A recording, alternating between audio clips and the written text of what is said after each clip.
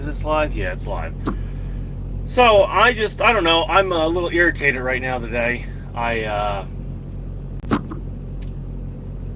don't know if anybody watched my live yesterday or whoever's here, but I started my day off at 9:30 p.m. yesterday, and it's now, what is it? I guess it's now almost 3 o'clock. Yeah, it's basically almost 3 o'clock in the afternoon, and I'm still at Hunts Point. I got here at 6 a.m. in the morning after I got done with Aldi and Sucon Valley and all that, and I am still here at Hunts Point at Nebraska Land Meats. I finally got a door. I literally got a door just before the live hit, and they haven't begun to unload me yet. It feels like they took maybe 2 pallets off me. 2 pallets. So that's what we're doing. I'm just wanting to try to document and show right now the life of being a reefer driver. Because, if you want to think you're going to sleep, good luck. Because I had to sit here for 8 hours and anticipate a phone call with intermittent, waking up in between and whatnot. Yo, what's up, Christian? Hey. When I was at Prime, the longest I've been at the door was 10 hours. Yeah, this is the longest I've been at the door so far here doing Tyson food. Which, I mean, I don't mind. I'm getting paid $40 an hour right now.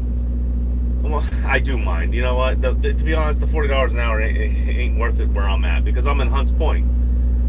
At 3:30, going to be 3:30 here eventually in the afternoon. I'm not going to be able to leave here, that's for sure. They just gave me a pickup in Newark, so I'm guessing I'm going to spend the night here in Hunts Point. Is what's going to happen, because they already thought I left. They thought I left and was like halfway home. So they were going to pay me to leave here, go back to Pottsville, drop the trailer, and then pick up an empty trailer, and come back to Newark, New Jersey, and pick up a load. But since I'm already here, I don't know how they're going to do that. He said he's going to take care of me, my dispatcher. So maybe they're going to still pretend I ran back to Pottsville and dropped the trailer. I don't know how they're going to show that. But it's going to be done somehow. So that's what I get to do tonight. I get to sleep here at Hunts Point. So I sat here all day for, nothing, really. Technically, it didn't really help me out at all. The GW Bridge is fun in rush hour. You're going to have a blast. Yeah, I'm going to have a blast. X23, sup, Jackknife. Jensen, hey, what's up? Noel. Nam, I'm going to screw that up. Namami Jensen. Hey. Naomi, probably. That's how you'd probably say it. Naomi Jensen. All right, there, I got it right that time. It took me a little bit to figure out what I was reading there. I haven't exactly got any sleep, I'll put it that way. I've basically been going since 9:30. I maybe had 2 or 3 hours of sleep, 4 hours of sleep maybe. This has been a shit day for me.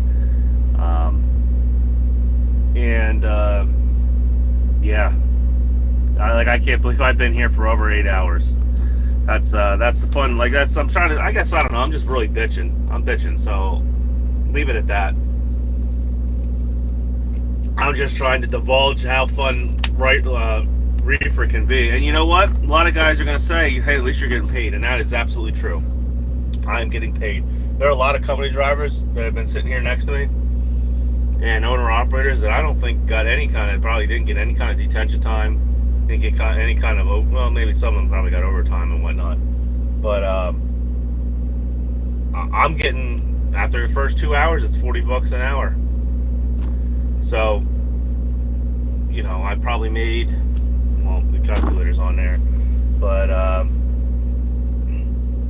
80, I probably made like $240 so far, something like that, which still ain't I mean, it ain't nothing. I mean, but I guess it's better than nothing, you know. Like I said, there's some guys sitting here not making shit, and that's really what ticks me off a little bit, because I still have that old mentality when I was a company driver, sitting here at the door. Well, technically, I was in front of the door, just sitting there waiting for a phone call, and then you got to wait for a phone call and hope you're not, you know, you don't sleep through it. That's the other thing. So you can't fall asleep because your brain's always like, you know, if I fall asleep all the way, there's a possibility I might not hear the phone ring, and you sit here, you know, it's like draining, it's taxing, I should say.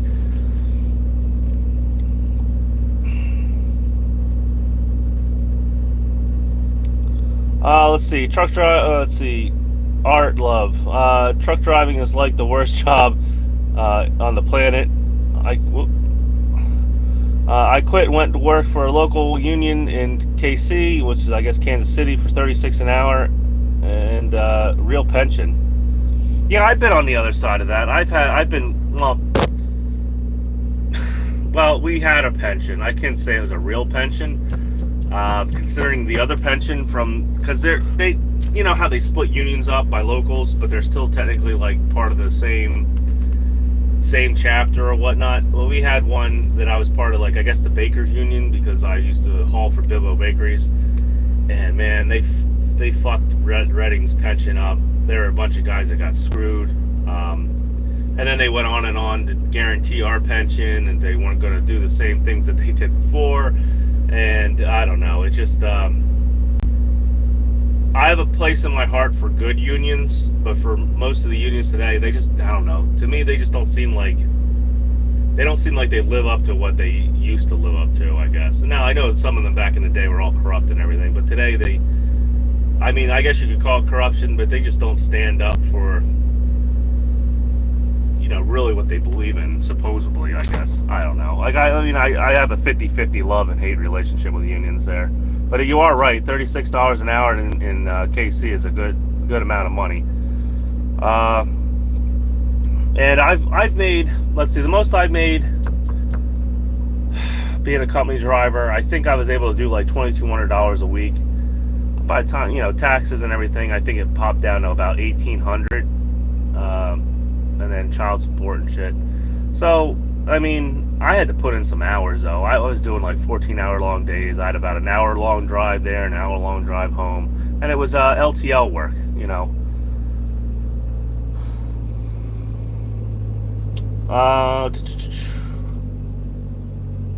Naomi, yes.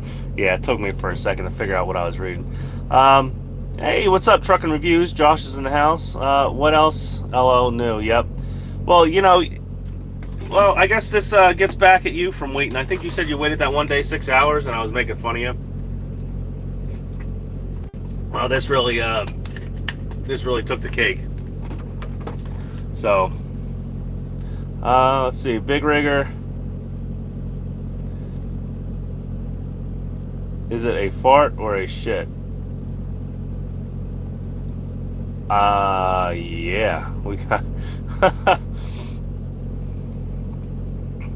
Christian, hey Jackknife, is there local oversized runs in PA? I'm thinking about diversifying. Is it worth it? I met up with local mobile.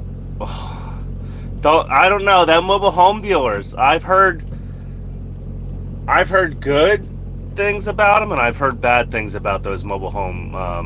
Now, are you going to be running directly for the mobile home dealer, or for like a broker or whatnot, or a company that runs in the mobile home dealer? I think that might be the cutoff. Like, if you get into like a mobile home builder that's like Amish, you know, they're ran by the Amish or owned by the Amish, they will pay you fairly, and they will pay you. They don't go through any middlemen or anything like that. There's no like kind of brokerages or in between companies. But if you get with some of these other companies, they have like subsidiary companies that handle their transportation, and I've heard some goofy things about, you know, pay and what they will pay and not pay and stuff like that. But to be honest, though, if you really look at it, Christian, I can't imagine. I mean, they're moving mobile homes probably, but I cannot imagine that they're going to be selling at the rate that they used to sell by. Because mobile homes like freaking went up in like price like really a lot more than I think some of the homes should even be worth. There's some other factors I guess I would look into before I would get into that. Spending the money on that kind of truck, because you're if you're going to go into the kind of truck I think you're going to go into, or modify your truck, you're talking some money and some time, and it might, the bottom might fall out and nobody starts buying mobile homes and nothing starts moving. Now going into just oversize in general, I mean that's a different story. That if you can find the right customer and get into oversize, and just in general, the big thing is just getting the permits right, really, and being on top of your game and following those permits. You're going to have some hiccups in the beginning. You just try to make sure they're not big hiccups. We got somebody from Russia or Ukraine in here. Naomi, have you ever been in Georgia? Maybe a handful of times. Not much here. I think maybe like 3 or 4 times I've been in Georgia. Trucker reviews.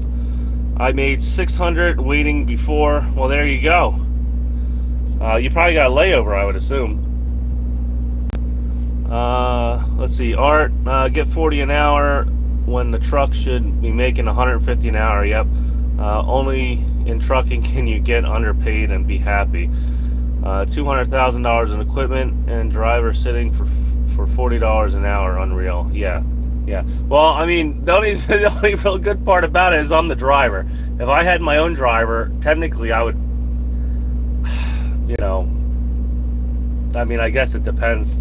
I was paying them $25 an hour was the layover time I gave my drivers, but we were doing flatbed though.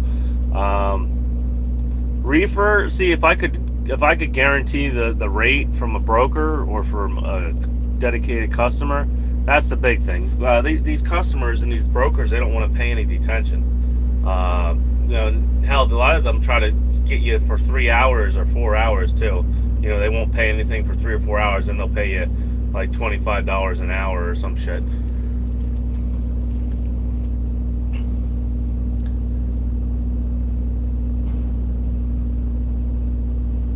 Dalen, hello. Chief Rate Hauler, what's up? The reason rates are so low. Yep, exactly. That's true. I made $300 waiting. All right. You typed 600 though there. Trucking reviews. It's Clayton Homes. See, they're a big. I imagine they use some kind of in-house or broker service. I would imagine if it's Clayton Homes. I would make sure you get everything in writing. You are going to get everything in writing, but I would just read over it, understand it. Like I said, I've heard some things where they've had problems where they don't. I guess like if something happens with the home, like let's say you blow a couple tires, which happens a lot actually. You sit there waiting for them to drive all the way out there because they usually don't, they don't have tires. You can't get a tire guy, so it's usually Clayton Homes. They do bring some tires with them, but sometimes, like I said, they have more than like 3 or 4 tires that go.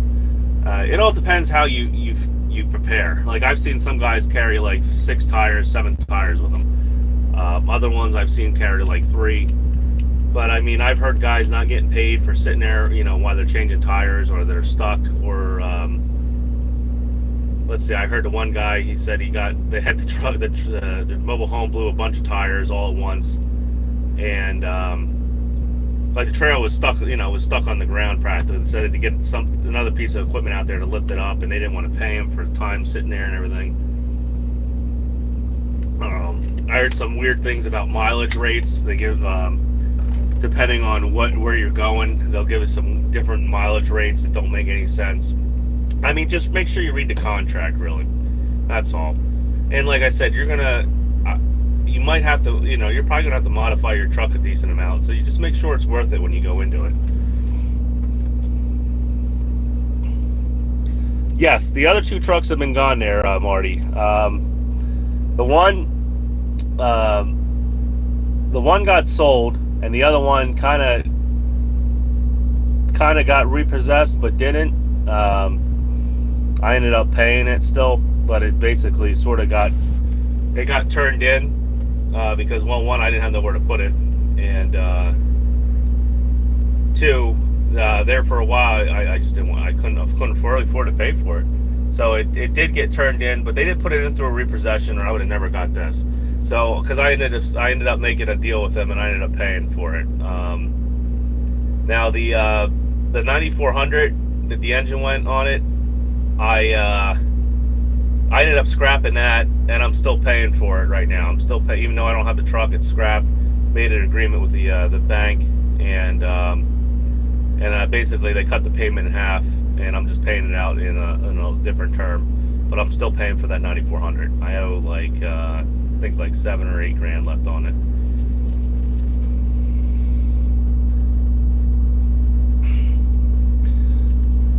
Christian, it's a direct customer. All right, yep.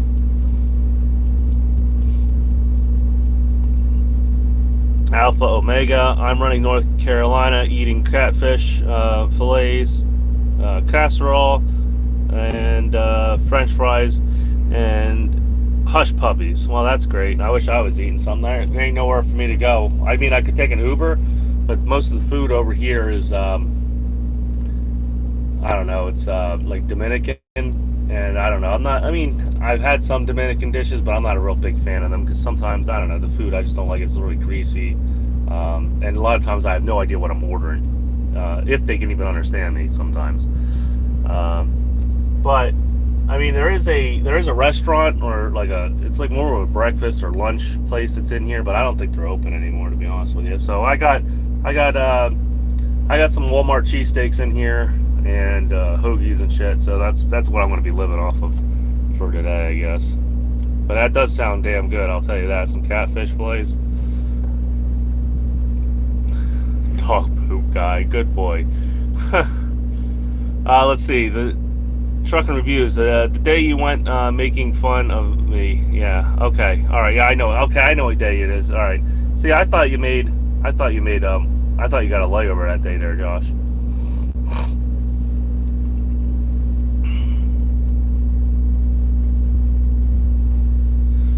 Mark Breaker 1 the Bandit, you got your ears on? Okay, so he's talking trucker slang.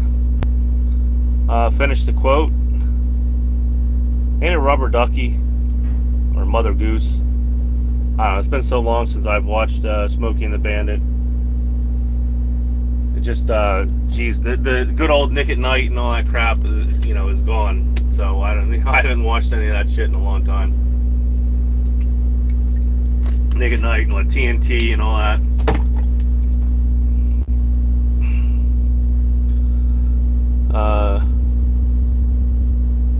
Norwegian trucker in the house. I'm not even gonna try to pronounce your name. I think it's Torkel. Let's see. Trucking reviews. I'm heading to El Paso, Texas today. Man, good luck there. The humidity is going to be like 95% humidity, and it's going to be like 100 degrees. I bet you. Anytime I've ever gone to El Paso, the flatbed days in El Paso, man. You go to lift your leg up to get on the flatbed, and you rip your crotch out, and you're just soaked from head to toe in sweat. Yeah, good old El Paso days. I used to go down there and pick up Carrier air conditioners. They come out of Mexico. I'd pick the Carrier air conditioners up, and then I'd run them up to Carrier Circle up there in Syracuse, to the old Carrier plant where nobody's working, but they still have labs, I guess. And they would test the air conditioners out of Mexico. So I would basically bring the air conditioners up out of Mexico for them to test them. And they had this giant freaking plant here in Carrier Circle just sitting empty. So yeah, progress there. Fucking progress. Cheap freight hauler. I missed the first part. How long are you waiting? I've been here now. I've been here since 6 a.m. It's now like 3 o'clock. Last night I started. Well, you know when I started. I started at 9:30 last night. I went and picked up the load and everything. Went out to Sucon Valley and did my waiting game there. That was 4 hours, or 5 hours, just about. Got here, got over to GW Bridge around 5:30. Was just missed all the freaking, it was just starting. The GW Bridge nonsense was just starting. Got through that, got over here, and yeah, then I had the fun of trying to sleep, not sleep, wait for a phone call. What happens is you're going to get a phone call, so you do fall asleep, but you never go into like a deep sleep or whatnot. In fact, I might be done here in a second. All right, that was them. They're calling me. I'm done, so I'm going to get out of here real quick. I'll just read down here. Dakota subscribed. You got it. Trucking reviews. Our truck's still not going into New York City. That didn't really happen there, Sonny. You still got all the towel heads and everything. No, they just don't care about U.S. politics or anything. Trucking reviews, no different than living in Florida. Yeah, I guess you're right about that. But you live near the shore, don't you? So it's a little bit not that bad. I worked there for 18 years in Syracuse. Well, there you go. Yeah, it's a shame what happened with that. A lot of shit's gone to hell like that. It's either pork, beef. I'm not sure which one it turns into. And cheap freight hauler. Have a good one. All right, I'm going to get out of here, guys. I'm just going to go over and park over here. So I might pop back on here in a little bit. So I'll catch you guys later. Jackknife out.